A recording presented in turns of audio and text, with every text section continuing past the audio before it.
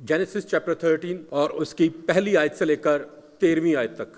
اور ابراہیم مصر سے اپنی بیوی اور اپنے سب مال اور لوط کو ساتھ لے کر کنعان کے جنوب کی طرف چلا، اور ابراہیم کے پاس چوپائے اور سونا چاندی بکثرت تھا، اور وہ کنعان کے جنوب سے سفر کرتا ہوا بیتیل میں اس جگہ پہنچا جہاں پہلے بیتیل اور ائی کے درمیان کا ڈیرا تھا، یعنی وہ مقام جہاں اس نے شروع میں قربان گاہ بنائی تھی، اور وہاں ابراہیم نے خداوند سے دعا کی۔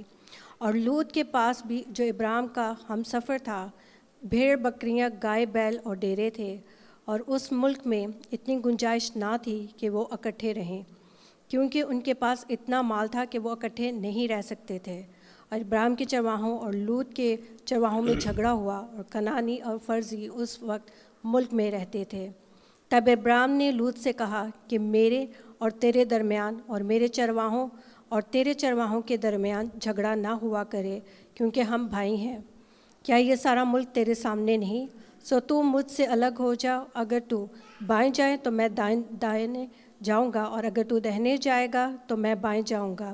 تب لوط نے آنکھ اٹھا کر یردن کی ساری ترائی پر جو زقیر کی طرف سے ہے نظر دوڑائی، کیونکہ وہ اس سے پیشتر کہ خداوند نے سدوم اور عمورہ کو تباہ کیا، خداوند کے باغ اور مصر کے ملک کی مانند خوب سیراب تھی۔ سو لوط نے یردن کی ساری ترائی کو اپنے لیے چن لیا اور مشرق کی طرف چلا، اور ایک دوسرے سے جدا ہو گئے۔ ابراہیم تو ملک کنعان میں رہا، اور لوط نے ترائی کے سارے شہروں میں سکونت اختیار کی، اور سدوم کی طرف اپنا ڈیرا لگایا، اور سدوم کے لوگ خداوند کی نظر میں نہایت بدکار اور گنہگار تھے۔ آمین۔ خداوند کے پاک کلام کے سنے پڑھے جانے پر خداوند کی برکت ہو۔ آمین۔ خداوند کا شکر ہو۔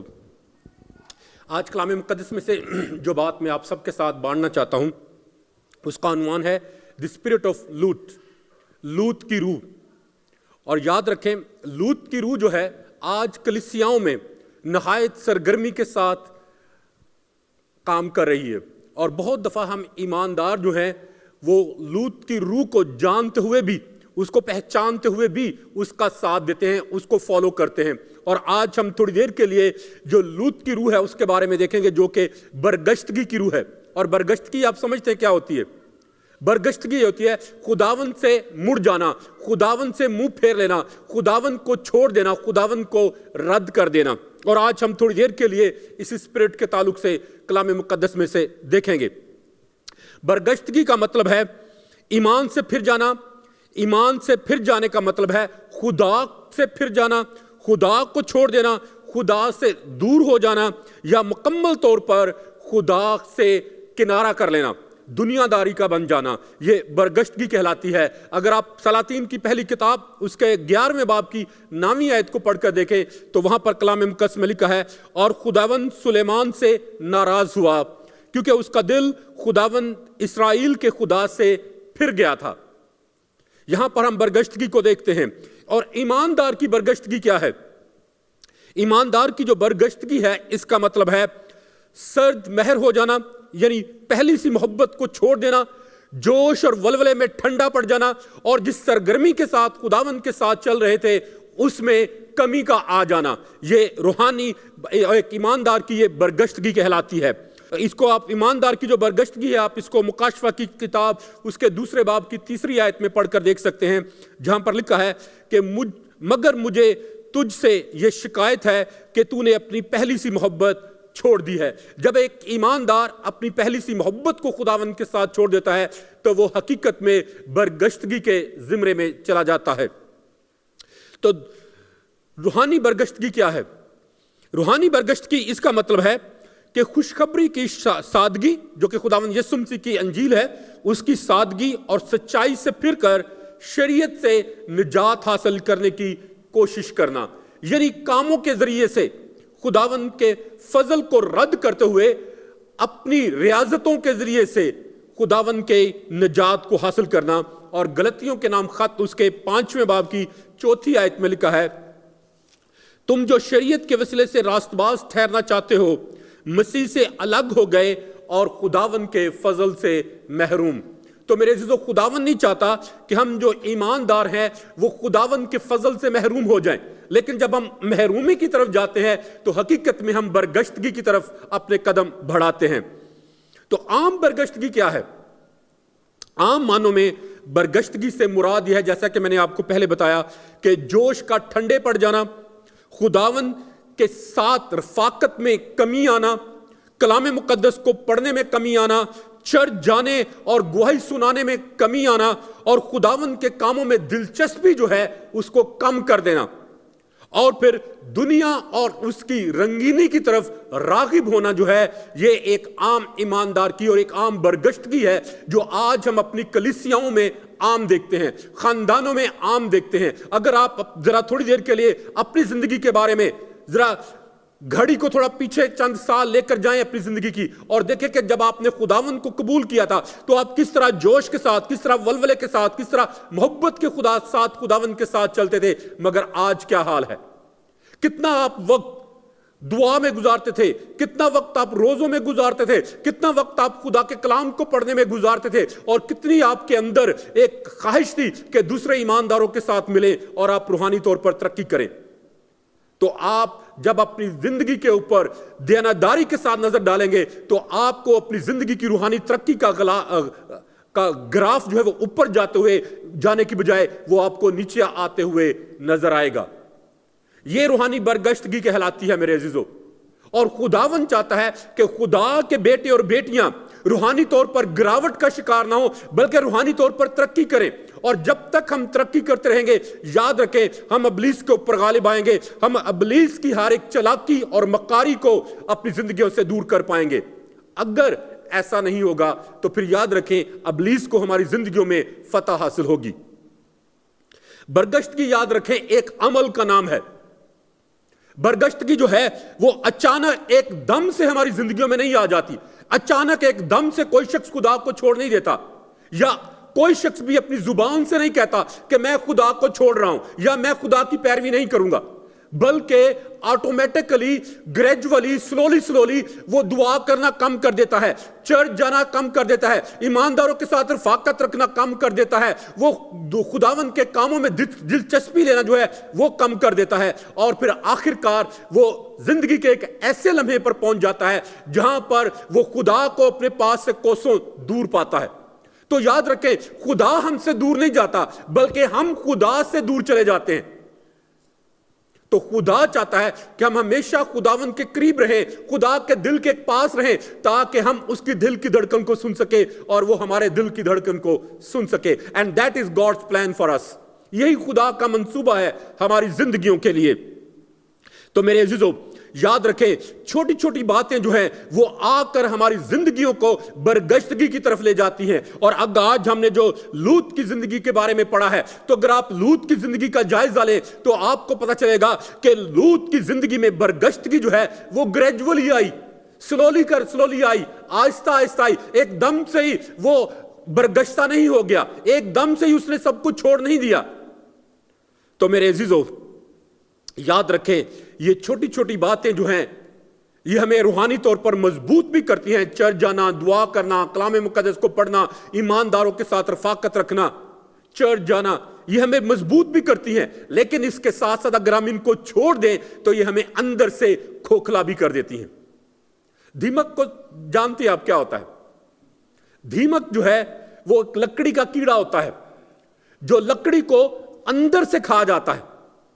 باہر سے لکڑی بڑی خوبصورت لگتی ہے لیکن اندر سے وہ کھوکھلی ہوتی ہے. تو یاد رکھیں میرے عزیزو، ہر وہ ایماندار شخص جو برگشتگی میں زندگی گزارتا ہے وہ اندر سے کھوکھلا ہوتا ہے. باہر سے تو وہ بڑا مضبوط نظر آتا ہے، باہر سے تو وہ بڑا پریٹینڈ کرتا ہے کہ آئی ایم ویری اسپرچول، میں بہت مضبوط ہوں، بہت بڑا میں ایماندار ہوں. لیکن جب کوئی مشکل، کوئی تکلیف، کوئی پرابلم ان کی زندگی میں آتی ہے تو پھر پتہ چلتا ہے کہ وہ کتنا مضبوط ہے، وہ بڑی آسانی کے ساتھ ٹوٹ جاتا ہے. تو میرے عزیزو خداوند چاہتا ہے کہ ہم برگشتگی میں نہیں بلکہ فرزندیت میں زندگی گزاریں. اور فرزندیت کہتے ہیں سنشپ میں. خدا نے ہمیں بیٹے اور بیٹیاں بنایا ہے اور خدا چاہتا ہے کہ ہم بیٹے اور اس کی بیٹیوں کے طور پر زندگی بسر کریں. لوط کی روح جو کہ برگشتگی کی روح ہے وہ بہت عبرتناک ہے، اور یہ ہمیں تباہی اور بربادی کی طرف لے جاتی ہے۔ یہ ہمیں خدا سے کوسوں دور لے جاتی ہے، اور ہمیں اتنی دور خدا سے پہنچا دیتی ہے کہ پھر واپسی کا کوئی راستہ بھی نہیں بچتا۔ تو آج ہم لوط کی زندگی میں سے 3 دنیاوی چیزوں کو دیکھیں گے جو کہ ہمیں بڑی آسانی کے ساتھ زوال کی طرف لے جاتی ہیں، گراوٹ کی طرف لے جاتی ہیں، برگشتگی کی طرف لے جاتی ہیں، اور اگر ہم اپنی زندگیوں میں اس برگشتگی کے روح کے اوپر غالب آ جائیں تو ہم بڑی آسانی کے ساتھ روحانی طور پر ترقی کر سکتے ہیں اور ایک مضبوط ایماندار بن سکتے ہیں۔ کین یو سے آمین؟ آمین۔ پہلی بات جو ہم لوط کی زندگی سے دیکھتے ہیں وہ ہے لالچ، اور آپ اس کو پیدائش کی کتاب اس کے 13ویں باب کی 10ویں آیت میں پڑھ کر دیکھ سکتے ہیں۔ میں اس کو دوبارہ سے پڑھوں گا، پلیز غور سے سنیں۔ لکھا یہاں پر، تب لوط نے آنکھ اٹھا کر یردن کی ساری ترائی پر نظر دوڑائی۔ اس نے خوبصورتی کو دیکھا، اس نے اپنے مفاد کی چیزوں کو دیکھا، اور آپ سب جانتے ہیں کہ لوط جو ہے وہ ایک چرواہا تھا اور اس کے پاس بہت سارے مال مویشی تھے، تو اس نے ان کے لیے اپنے بزنس کے گروتھ کو دیکھا، اس نے اپنے بزنس کو دیکھا، اس نے دنیاوی چیز کو دیکھا کہ کہاں پر مجھے فائدہ حاصل ہوگا۔ تو میرے عزیزو، آج خداوند مجھ سے اور آپ سے بھی یہ چاہتا ہے کہ ہم اپنی نگاہیں دنیا پر نہیں، دنیا کی چیزوں پر نہیں، بلکہ خدا پر لگائیں، کیونکہ جب ہماری نگاہیں خداوند پر لگی رہیں گی تو پھر ہماری آنکھیں جو ہیں وہ ہمیں کبھی بھی دھوکہ نہیں دے پائیں گی۔ اکثر آنکھیں خداوند کو چھوڑنے میں پہل کرتی ہیں، اکثر آنکھیں دنیا کی رنگ رنگینی کو دیکھ کر اس پر ٹھہر جاتی ہیں، اور یہ بات ہم ہوا کی زندگی میں بھی دیکھتے ہیں۔ پیدائش کی کتاب اس کے 3 باب اور اس کی 5ویں آیت میں لکھا ہے، ہوا نے دیکھا کہ وہ درخت کھانے کے لیے اچھا اور آنکھوں کو خوشنما معلوم ہوتا ہے۔ کیا ہوتا ہے؟ آنکھوں کو خوشنما معلوم ہوتا ہے، تو اس نے پھل میں سے لیا اور کھایا۔ اس نے دیکھا کہ درخت اچھا ہے اور آنکھوں کو اچھا معلوم ہوتا ہے، دیکھنے کے لیے بھلا ہے۔ تو میرے عزیزو، آنکھوں کے ذریعے سے لالچ جو ہے وہ دل میں آتا ہے، اور پھر وہ لالچ ہمیں ابدی تباہی اور بربادی کے مقام پر لے جاتا ہے، جہاں سے واپسی کا پھر کوئی راستہ نہیں بچتا۔ میں ایک ایسے پاسٹر کو جانتا ہوں اسلام آباد میں، وہ پنڈی کا تھا لیکن اسلام آباد اور کٹھے ہم لوگ ایک ہی امبریلا کے نیچے خدمت کرتے تھے۔ وہ شخص جو ہے اس نے اس برگشتگی کی انتہا میں زندگی گزاری۔ اس نے، جب آپ سب جانتے ہیں جب کشمیر میں زلزلہ آیا تھا اور کافی ساری ایڈز مختلف ممالک سے آئی، لیکن خداوند کا شکر ہے کہ خداوند نے، جب ہم نے دعا کی اس کے لیے تو خداوند نے کہا کہ don't involve yourself in this work, اس کام سے دور ہی رہو۔ تو ہم نے اس کام میں ذرا بھی اس پارٹ کو حصہ ادا نہیں کیا، کیونکہ میں اسلام آباد میں ایسا تو فرسٹ پریورٹی انہوں نے مجھے اپروچ کی کہ آپ کشمیر سے زیادہ قریب ہیں اور آپ اس کام کو کریں۔ تو جب ہم نے انکار کیا تو انہوں نے اس پاسٹر کو دعوت دی، تو انہوں نے کہا کہ جی میں کروں گا ضرور۔ ہنس کے اس نے سارا کچھ کہا، سہا لیا، اور وہ روپے پیسے نے اس کی زندگی جو ہے وہ انتہائی حد تک تباہ و برباد کی۔ بہت سارے روپے پیسے میں اس نے گڑبڑ کی، اور پھر اس کے بعد اس نے اپنے گھر میں اپنے بچے کی دیکھ بھال کے لیے ایک لڑکی کو رکھا، جس کو اس نے کہا کہ یہ میری بیٹی ہے، اس کو بیٹی بنا کے رکھا، لیکن بعد میں اسی کے ساتھ شادی کر لی۔ پھر اس نے چرچ پاسٹرشپ جو ہے وہ چھوڑ دی، اور اس کے بچے جو ہیں وہ در بدر کی ٹھوکریں کھانے والے، اور ایون کے اسکول بھی نہیں جاتے تھے اس وقت۔ تو یہ برگشتگی کی روح ہے، یہ دنیا کا لالچ ہے جو ہمیں تباہی اور بربادی کی طرف لے جاتا ہے۔ اور کافی سالوں کے بعد میری اس کے ساتھ جب ملاقات ہوئی تو اس نے مجھے کہا پاس صاحب آپ نے بہت اچھا فیصلہ کیا تھا۔ تو میں نے کہا کہ یہ میرا فیصلہ نہیں تھا، دیٹ واز گاڈس پلان، کیونکہ خدا مجھے بچانا چاہتا تھا۔ تو میرے عزیزو، یاد رکھیں، دنیا کا لالچ جو ہے وہ ہمیں تباہی اور بربادی کی طرف لے جاتا ہے، اور خدا چاہتا ہے کہ ہمیں تباہی اور بربادی سے بچائے۔ پہلی بات کہ آنکھیں جو ہیں، لالچ جو ہے یہ ہمیں تباہی اور بربادی کی طرف لے جاتا ہے۔ دوسری بات جو ہم لوط کی زندگی سے سیکھتے ہیں وہ ہے رانگ چوائسز۔ اس نے غلط چیزوں کا انتخاب کیا، اس نے غلط فیصلہ جات کیے اپنی زندگی میں۔ لوط نے پہاڑ کی بجائے میدان کا انتخاب کیا، پیدائش 13ویں باب کی 11ویں آیت میں لکھا ہے، میں اس کو آپ کے لیے دوبارہ سے پڑھ دیتا ہوں. یہاں پر لکھا ہے، سو لوط نے یردن کی ساری ترائی کو اپنے لیے چن لیا اور وہ مشرق کی طرف چلا اور وہ ایک دوسرے سے جدا ہو گئے. ابراہیم لوط سے جدا ہو گیا، اور کلام مقدس میں لکھا ہے کہ لوط نے یردن کی ساری ترائی کا انتخاب کیا. اس نے اس چیز کا انتخاب کیا جو اس کے بزنس میں اس کو زیادہ گروتھ دے سکتی تھی. تو میرے عزیزو، پہاڑ ہمیشہ سے خدا کی حضوری اور خدا کے جہ و جلال کو ظاہر کرتا ہے، مگر لوط نے خدا کے جہ و جلال کی نسبت، خدا کی حضوری کی نسبت دنیا کو اور دنیا کی عیش و عشرت کو اور دنیا کی چیزوں کو پسند کیا. یاد رکھیں، ہمارا چھوٹا سا فیصلہ، چھوٹا سا غلط فیصلہ جو ہے ہمیں بہت بڑی تباہی اور بربادی کی طرف لے کر جا سکتا ہے. بعض اوقات ہم دنیاوی چیزوں کو خدا کی خدمت پر اولیت دیتے ہیں. خدا کو جلال دینے کی بجائے، کلیسیا کی ترقی کرنے کی بجائے ہم اپنا فائدہ ڈھونڈتے ہیں. ہمارے جس فیصلے میں خدا کی مرضی نہیں ہوتی، اس کے وسیلے ہماری روحانی ترقی جو ہے وہ رک جاتی ہے. جب ہم روحانی ترقی کرنے کی بجائے تنزلی کا شکار ہو جاتے ہیں تو پھر دکھاوا ہم کرتے ہیں. ہم چیزوں کو پریٹینڈ کرتے ہیں کہ ہم چیزوں کو اچھے طریقے سے کر رہے ہیں جبکہ وہ چیزیں جو ہیں بڑے برے طریقے سے ہماری زندگیوں میں چل رہی ہوتی ہیں. تو میرے عزیزو، خداوند چاہتا ہے کہ ہم حقیقت پسند بنیں، ہم تنزلی کی طرف نہیں بلکہ ترقی کی طرف چلے جائیں. تو یاد رکھیں، ہمارا ایک غلط فیصلہ جو ہے ہمیں کوسوں دور خدا سے لے جاتا ہے. اور آپ سب جانتے ہیں کہ خدا نے ابراہیم سے وعدہ کیا تھا کہ میں تجھے قوموں کا باپ بناؤں گا. اور کسی کو معلوم ہے اس وعدے سے پہلے خدا نے ان سے کیا کہا تھا کرنے کے لیے؟ اپنے باپ کے گھر سے نکلا. کس طرح؟ سب کچھ چھوڑ چھاڑ کر. صرف اپنا مال و دولت؟ خداوند نے اسے کہا تھا کہ اپنا سب کچھ، اپنے مال، مویشی، رشتہ دار، سب کچھ چھوڑ کر میرے پیچھے ہو لے. لیکن کلام مقدس بیان کرتا ہے کہ ابراہیم نے پوری تابعداری نہیں کی. وہ لوط کو اپنے ساتھ لے گیا تھا، اور جب تک لوط اس کے ساتھ رہا ہے اسحاق پیدا نہیں ہوا. جیسے ہی اس نے لوط کو اپنی زندگی سے دور کیا تو کلام مقدس بیان کرتا ہے کہ خدا نے اس کو اسحاق بخشا، خدا نے وہ وعدہ پورا کیا. تو میرے عزیزو، بہت دفعہ ہم ایماندار ہوتے ہوئے ہم پارشل اوبیڈینس جو ہے اس میں زندگی بسر کرتے ہیں. ہم دنیا کو بھی ساتھ رکھتے ہیں اور خدا کو بھی ساتھ رکھتے ہیں، لیکن جب ہم دوگلے پن کا مظاہرہ کرتے ہیں، جب ہم دوہری زندگی بسر کرنے کی کوشش کرتے ہیں، تو ہم خدا کی برکتوں سے، خدا کے فضل سے، خدا کے رحم سے محروم رہ جاتے ہیں. کیونکہ خدا جو ہے وہ چاہتا ہے کہ ہم ایک سمت ہو جائیں. خدا کہتا ہے کہ نہ تو گرم ہے اور نہ سرد ہے بلکہ نیم گرم ہے. تو نیم گرمی کی جو درمیانی حالت ہے یہ خداوند کو ناپسند ہے. خداوند چاہتا ہے کہ یا تو گرم ہو جا یا تو سرد ہو جا. خدا ہمیں چوائس دیتا ہے. لیکن میرے عزیزو، جب ہم غلط فیصلہ جات کرتے ہیں تو وہ ہماری تباہی اور بربادی کا باعث بنتے ہیں.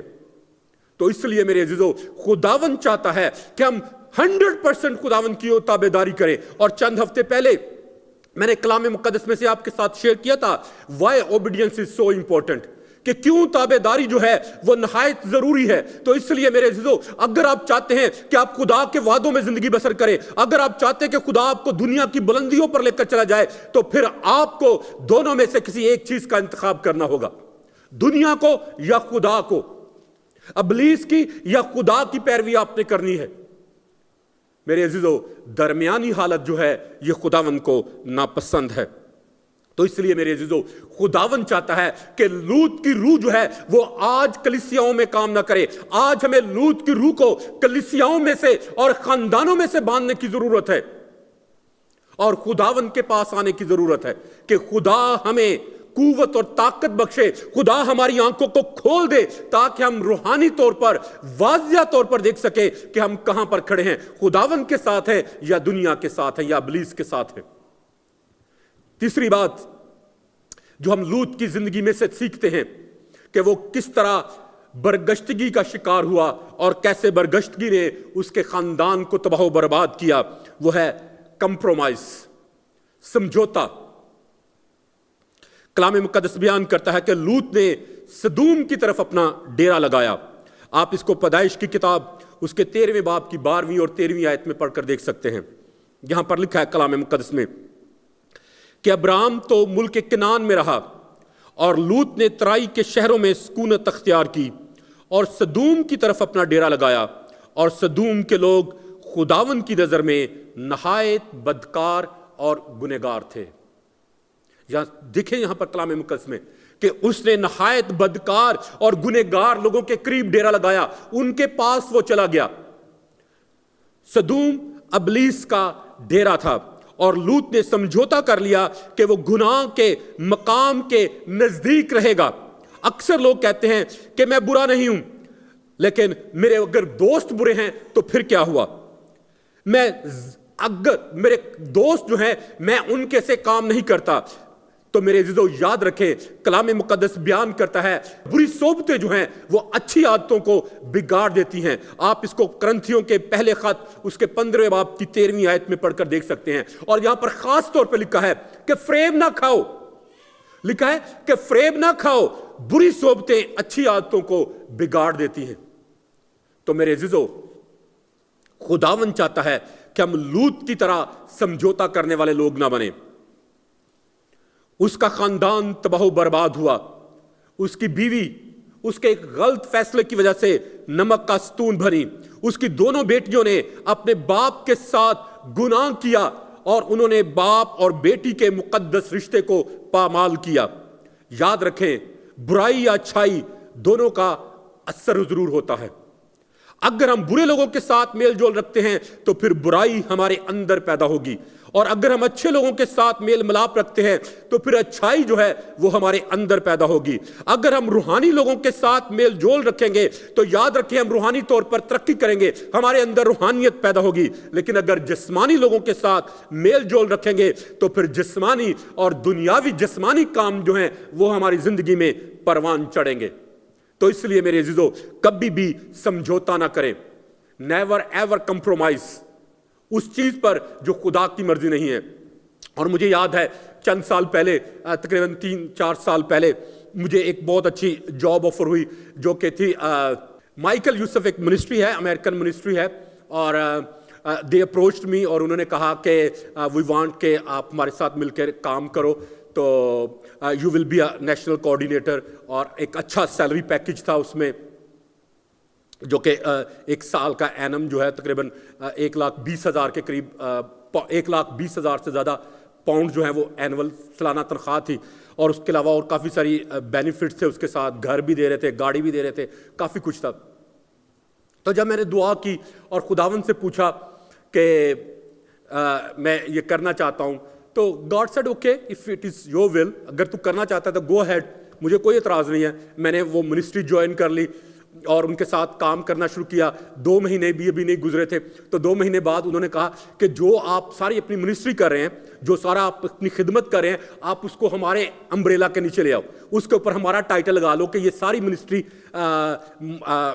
جو منسٹری ہے ڈاکٹر مائیکل یوسف وہ ان کی ہے، جو میں مسلمس میں ایونجلزم کرتا ہوں، جو چرچ پلانٹنگ اور سارا کچھ. انہوں نے کہا کہ اس کے اوپر ہماری مہر لگا دو. میں نے دعا کی، میں نے کہا خداوند میں تو خدمت کر رہا ہوں اور مجھے تو میں اپنے لیے تو نہیں خدمت کر رہا، اگر وہ کہتے ہیں کہ ان کو یہ ساری خدمت دے دی جائے تو کیا خیال ہے، کیا یہ صحیح ہے یا نہیں؟ میں نے اس کے لیے کافی دن دعائیں رکھی، روزے رکھے. تو خداوند نے مجھ سے کلام کیا اور خداوند نے کہا don't sell your vision, don't sell your vision, کہ جو میں نے تجھے رویا دی ہے اس کو دوسروں کے ہاتھوں میں فروخت نہ کر. تو دین آئی سیڈ لارڈ اوکے، میں نے ریزائن کر دیا. میں نے کہا سوری میں آپ کے ساتھ کام نہیں کر سکتا. اور گو کہ اس وقت میں پارٹ ٹائم جاب کر رہا 3 دن اور میری اشد ضرورت تھی ایک اچھی جاب. بٹ گاڈ سیڈ کہ your this decision will take you up اور ول فال یو ڈاؤن، کہ یہ یا تو تجھے اوپر لے کے جائے گا یہ فیصلہ اور یا پھر تجھے گراوٹ کی طرف لے جائے گا. تو اب چوائس تیری ہے، فیصلہ تیرا ہے، تو نے کرنا ہے کہ تو کیا چاہتا ہے. And then I prayed and I said, Lord, okay, I will do whatever you will say to do. میں وہی کروں گا جو تو کہتا ہے. اور خداوند کا شکر ہے کہ I resigned that ministry. اور بہت سارے لوگ جانتے ہیں I was so excited for that job. میں بہت خوش تھا اس کے لیے. But God said no. اور اب 3-4 سال کے بعد اب جب میں دیکھتا ہوں تو میں کہتا ہوں کہ yes, that was my right decision. کیونکہ اگر میں ان کے ہاتھوں میں ہوتا تو دے could use me like a reboot. اور میں نے دیکھا ہے کہ ایک اور شخص جو ہے اب جو وہاں پہ کام کر رہا ہے وہ so much upset. اور وہ کہتا ہے کہ اب مجھے بعض اوقات ایسے دن میں میری زندگی میں آتا ہے کہ مجھے پتہ نہیں چلتا کہ میں نے دعا بھی کیا یا نہیں، اتنا میرے اوپر پریشر ہے. تو یاد رکھیں ہمارا ایک چھوٹا سا فیصلہ جو ہے وہ ہمیں تباہی اور بربادی کی طرف بھی لے کے جا سکتا ہے، اور ہمارا ایک فیصلہ جو ہے ہمیں دنیا کی بلندیوں پر بھی لے کے جا سکتا ہے. اور مجھے یاد ہے اس دن خداوند نے مجھ سے کہا تھا کہ don't sell your vision and I will provide you all the resources. خداوند نے کہا کہ جو میں نے تجھے رویا دی ہے اس کو سیل نہ کر، اور اس رویا کو پورا کرنے کے لیے جتنی بھی ضرورت ہوگی میں وہ سب مہیا کروں گا. اور خداوند کا شکر ہے کہ God has provided every thing. In few months' time, I will share tremendous testimonies with you. I'm waiting for that. کیونکہ خدا اپنے لوگوں کو کبھی بھی چھوڑتا نہیں ہے. جب ہم خداوند کے لیے رائٹ فیصلہ جات کرتے ہیں تو پھر خدا ہمارے لیے سب کچھ کرتا ہے. تو میرے عزیزو، خداوند چاہتا ہے کہ ہم برگشتگی کی طرف نہ جائیں. خداوند سے پوچھیں کہ وہ ہماری زندگی میں کیا چاہتا ہے. جب آپ خداوند میں رہ کر کام کریں گے تو پھر یاد رکھیں شاید تھوڑی دیر کے لیے آپ کو مشکلات کا سامنا کرنا پڑے، لیکن آخر میں آپ کو روشنی نظر آئے گی، ترقی آئے گی، بحالی آئے گی، اور خداوند آپ کو کبھی بھی ٹھوکر نہیں کھانے دے گا. تو اگلا سوال جو ہے وہ ہے کہ کیسے ہم جانیں اپنے آپ کو کہ آیا ہم گمراہی کی طرف جا رہے ہیں یا نہیں. کیسے اپنے آپ کو چیک کریں؟ تو میں نے یہاں پر تقریباً 15 باتیں لکھی ہیں جس کے ذریعے سے ہم لوگ جان سکتے ہیں اپنے آپ کو کہ کہیں میں گمراہی کی طرف تو نہیں جا رہا. How to know that you are back sliding. کیسے اپنے آپ کو جانچیں، کیسے اپنے آپ کو پرکھیں.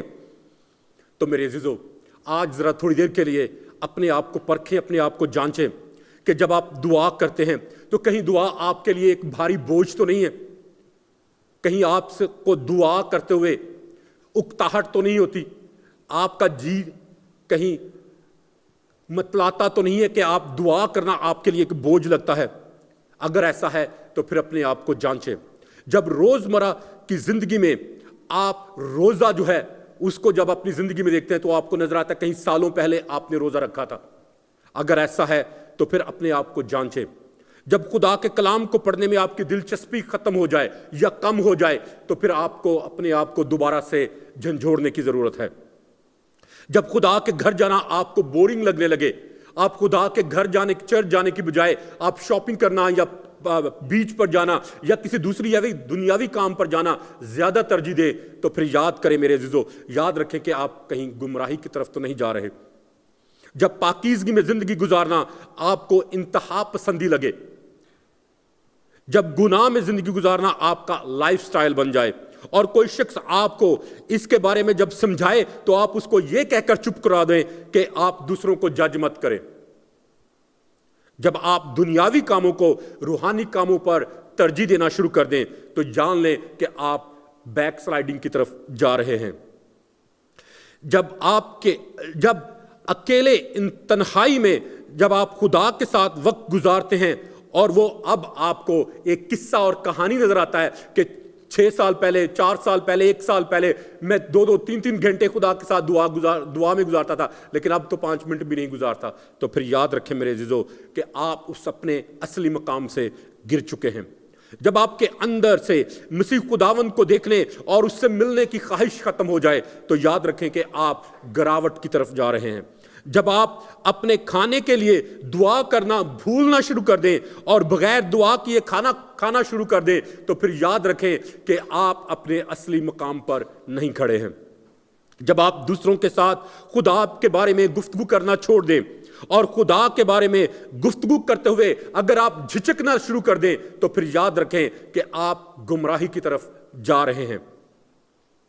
جب آپ خدا کے خادموں کی زندگیوں اور خاندانوں میں کیڑے نکالنا شروع کر دیں تو پھر یاد کریں کہ آپ جو ہے وہ روحانیت کے معیار سے گر کر جسمانیت کے معیار پر آ چکے ہیں اور آپ کو اپنے آپ کو پرکھنے کی ضرورت ہے.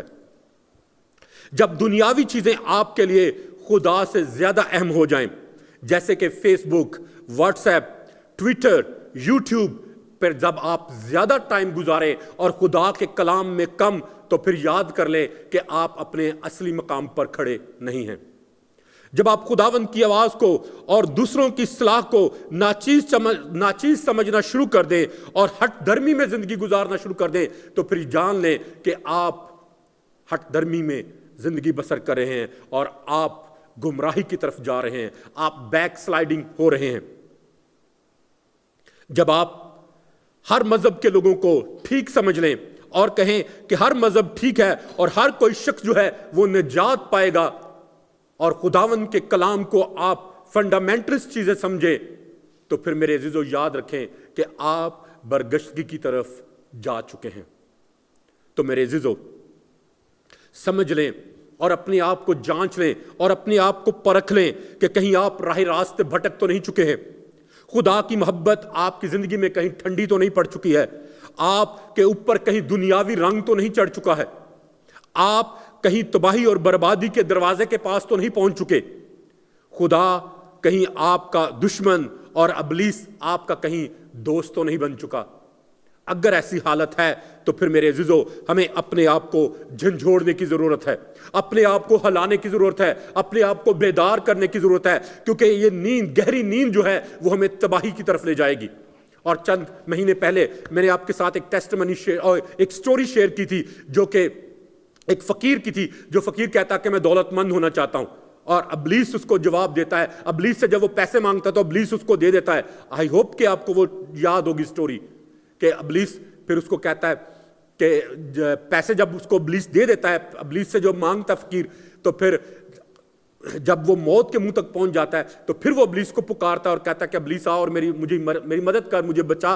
تو پھر ابلیس اسے جواب دیتا ہے کہ موت کے منہ تک پہنچانا میرا کام ہے، آگے بچانا یا نہ بچانا یہ کام خدا کا ہے۔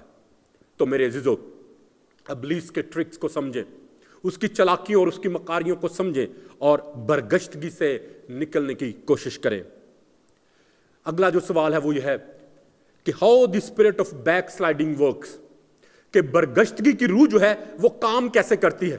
جیسا کہ میں نے آپ کو پہلے بتایا کہ اسپرٹ آف لوٹ جو ہے، جو برگشتگی کی روح ہے، وہ دھیرے دھیرے کام کرتی ہے، سلولی کام کرتی ہے، گریجولی کام کرتی ہے، وہ ایک دم ہی آپ کو برگشتہ نہیں کر دیتی، وہ ایک دم ہی آپ کو خدا سے دور نہیں لے جاتی۔ برگشتگی کی روح ایک ایماندار کی زندگی میں آہستہ آہستہ کام کرتی ہے۔ کوئی بھی شخص ایک دم سے ایک رات ہی میں برگشتہ نہیں ہو جاتا، بلکہ جب وہ چند روحانی کاموں کو ترک کرتا ہے تو پھر برگشتگی کی روح اس پر قابض ہو جاتی ہے اور وہ روحانی برگشتگی کی روح کے تابع چلا جاتا ہے اور خدا کے پاک روح کے تابع داری سے وہ نکل جاتا ہے۔ پہلی بات کہ کیسے ہم جانیں کہ ہم برگشتگی میں زندگی گزار رہے ہیں یا برگشتگی کی طرف جا رہے ہیں، وہ ہے دعا نہ کرنا۔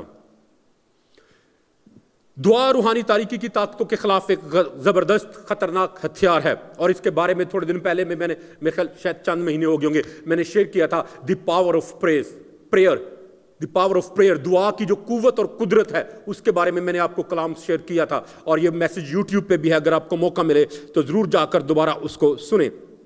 یاد رکھیں شیطان جو ہے وہ کسی چیز سے نہیں ڈرتا سوائے ایک ایماندار شخص کی دعا سے۔ جب آپ دعا کرتے ہیں تو ابلیس ہر کوشش کرتا ہے کہ آپ کو دعا کرنے سے روکے، تو جب آپ رک جاتے ہیں تو ابلیس جیت جاتا ہے، لیکن جب آپ دعا میں لگ جاتے ہیں تو آپ فتح پا جاتے ہیں۔ تو اس لیے میرے عزیزو خداوند چاہتا ہے کہ آپ ایک فتح مند زندگی گزارنا شروع کریں، کیونکہ خداوند نے آپ کو فتح دی ہے۔ اور چند ہفتے پہلے میں نے آپ کے ساتھ شیئر کیا تھا کہ دعا جو ہے ایک مسیحی زندگی کا سانس ہے، اور خدا چاہتا ہے کہ یہ سانس جو ہے ہماری چلتی رہے۔ جب ہم روحانی طور پر سانس لینا بند کر دیتے ہیں تو ہم روحانی طور پر مر جاتے ہیں۔ جس طرح ہم جسمانی طور پر سانس لیتے ہیں اور زندہ رہتے ہیں، ایسے ہی میرے عزیزو ہمیں روحانی طور پر سانس لینے اور زندہ رہنے کی ضرورت ہے۔ دعا مانگنا ترک کر دینا ایک طرح کا روحانی غرور ہے جو ہمیں خدا کی حضوری میں آنے سے روک دیتا ہے۔ یاد رکھیں جس کام میں مصروفیات کے باعث دعا چھوٹ جاتی ہے، وہی کام ہمیں زوال اور برگشتگی میں لے جانے کا سبب بنتا ہے، اور وہی کام ہمارے لیے بت بن جاتا ہے، اور خداوند چاہتا ہے کہ ہم بت پرستی سے بھاگیں۔ شاید یہ آپ کا نوکری ہو, شاید یہ آپ کا کوئی کام ہو, شاید یہ آپ کے دنیا کی مصروفیات ہوں, شاید یہ آپ کے دوست ہوں جو آپ کو خداوند کی بارگاہ میں آنے کی بجائے دنیا کے دوسرے کاموں میں لے جانا چاہتے ہیں. تو اس لیے میرے عزیزو ان کو جانیں. دعا جو ہے, اور دعا کے ساتھ ساتھ جو ہے کلام مقدس کا پڑھنا جو ہے, جب ہم اس کو چھوڑ دیتے ہیں تو ہم آہستہ آہستہ آٹومیٹکلی برگشتگی کی طرف جانا شروع کر دیتے ہیں. کلام مقدس کے ذریعے, بائبل مقدس کے ذریعے خدا ہم سے بولتا ہے, اور جب ہم دعا کرتے ہیں تو ہم خدا کے ساتھ بولتے ہیں. تو میرے عزیزو, خدا چاہتا ہے کہ ہماری ٹو وے کمیونیکیشن ہو خدا کے ساتھ. جب آپ کسی دوست کے ساتھ بولتے ہیں تو دونوں ہی بولنا شروع کر دیتے ہیں, یا ون بائی ون بولتے ہیں؟ ون بائی ون بولتے ہیں. ایک شخص بولتا ہے, دوسرا خاموش رہتا ہے. جب دوسرا بولتا ہے تو پہلا شخص خاموش ہو جاتا ہے. تو اسی طرح سے خدا کے ساتھ ہم بات چیت کرتے ہیں. جب ہم دعا کرتے ہیں تو خدا خاموش رہتا ہے, اور جب ہم کلام پڑھتے ہیں تو ہم خاموش ہوتے ہیں اور خدا ہمارے ساتھ بولتا ہے. تو اس لیے our communication should be two way. ہماری کمیونیکیشن ضرور ہے کہ وہ دو طرفہ ہو. اور میرے عزیزو, روحانی برگشتگی اور کمزوری جو ہے وہ ہمیں خدا سے کوسوں دور لے جاتی ہے. کلام مقدس کا نہ پڑھنا خدا کی آواز کو رد کرنا ہے, جو کہ گناہ ہے, اور گناہ کی مزدوری موت ہے, اور موت جو ہے وہ برگشتگی کا نتیجہ ہے. تیسری بات جو ہے جو ہمیں برگشتگی کی طرف بڑی آسانی کے ساتھ دھکیل کر لے جاتی ہے وہ ہے چرچ نہ جانا. جب ہم چرچ جاتے ہیں تو ابلیس کو اپنے گھر میں شکست دے کر جاتے ہیں, کیونکہ وہ ہمیشہ ہمیں گھر کے اندر رکھ کر شکست دینا چاہتا ہے. وہ ہمیں خدا اپنے ہی گھروں میں ہمیں محصور قید کر کے رکھنا چاہتا ہے. لیکن جب ہم چرچ کے لیے اپنے گھر سے باہر نکلتے ہیں تو ہم ابلیس کو اپنے گھر میں شکست دیتے ہیں. جب ہم اپنے گھر میں ابلیس کو شکست دینا سیکھ جاتے ہیں تو پھر دنیا کے باہر کاموں میں ابلیس کو شکست دینا جو ہے وہ ہمارے لیے آسان ہو جاتا ہے. پھر فتح مند زندگی گزارنا جو ہے وہ ہمارے لیے آسان ہو جاتا ہے. تو اس لیے میرے عزیزو, خدا چاہتا ہے کہ آپ ابلیس کے حملوں کو جانیں, ان کو پہچانیں اور ان کے اوپر غالب آئیں.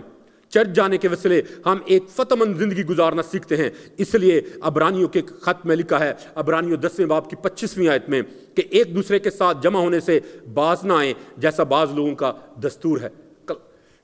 عبرانیوں کا جو مصنف ہے وہ بیان کرتا ہے کہ کئی لوگوں کا دستور بن چکا ہے, وہ ایک دوسرے کے ساتھ, ایمانداروں کے ساتھ ملتے ہی نہیں ہے. تو آپ کا ایسا دستور نہیں ہونا چاہیے, آپ کی ایسے عادت نہیں ہونی چاہیے, بلکہ ضرور ہے کہ آپ ایمانداروں کے ساتھ ملتے رہیں. اور چند ہفتے پہلے, آئی ڈونٹ نو کہ میں نے کہاں پہ شیئر کیا تھا, لیکن میں نے شیئر کیا تھا کوئلے کے بارے میں, کہ جب کوئلوں کو آپ جمع کر کے ایک جگہ پہ رکھتے ہیں تو وہ زیادہ دیر تک جلتے ہیں, لیکن اگر ایک کوئلے کو اٹھا کر ایک سائڈ پہ رکھ دیں تو وہ جلدی بجھ جاتا ہے.